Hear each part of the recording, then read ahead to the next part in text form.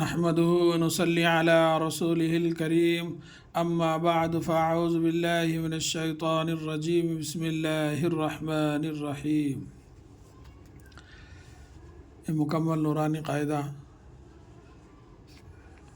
یہ اس کو پڑھنے سے جو ہے انشاءاللہ اس کو سمجھ کر پڑھنا اور اس میں کے قاعدے یاد کرنے سے ہم کو قرآن مجید کو جو ہے پڑھنے میں بہت آسانی ہوتی اور کافی حد تک جو ہے ہم کو جو ہے اطمینان ہوتا ہے کہ چلو ہم قرآن جو ہے صحیح انداز سے پڑھ رہے ہیں۔ تو اسی لیے اس چیز کو جو ہے چھوٹا مت سمجھیے، اس کو بار بار سنیے اور یاد کریے اور جو ہے عمل کیجیے۔ ابھی دیکھو ماشاءاللہ اس میں جو ہے تختی نمبر 15 جو ہے یہ آپ کو پڑھ کر سمجھایا گیا ہے۔ آج جو ہے تختی نمبر 16 سماعت فرمائیے۔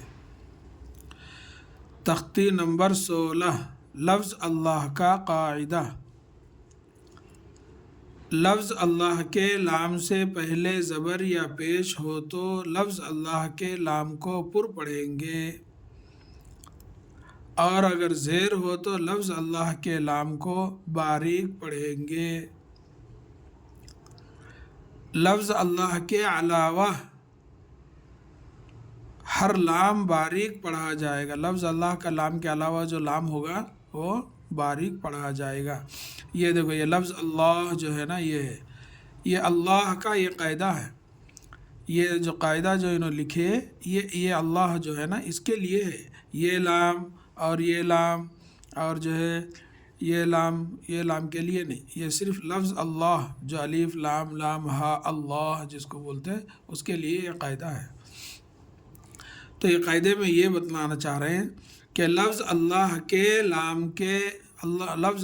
کے لام سے پہلے والے حرف کے اوپر، یعنی اس کا جو خلاصہ یہ ہے، لفظ اللہ کے لام سے پہلے والے حرف کے اوپر زبر یا پیش ہو تو لفظ اللہ کے لام کو پر پڑھیں گے، اور اگر لفظ اللہ کے لام سے پہلے والے حرف کے نیچے اگر زیر ہو تو لفظ اللہ کے لام کو باریک پڑھیں گے۔ یہ ہوگا اس کا قاعدہ۔ اب اس کو جو ہے یہ خلاصہ انہوں یہ کرنا چاہ رہے ہیں کہ لفظ اللہ کے لام کے علاوہ ہر لام باریک پڑھا جائے گا۔ یہ شرط ہے اس کی کہ انشاءاللہ اس کو جو ہے اچھا یاد کریے۔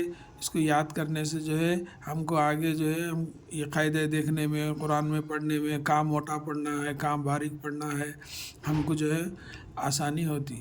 اسی لیے انہوں ہر جگہ جو ہے یہ قاعدے لکھ کے رکھ دیے، بس ہم کو اس پر جو ہے یاد کر کے عمل کرنے سے اللہ تعالیٰ جو ہے ہم کو اس کا اجر عظیم دے گا۔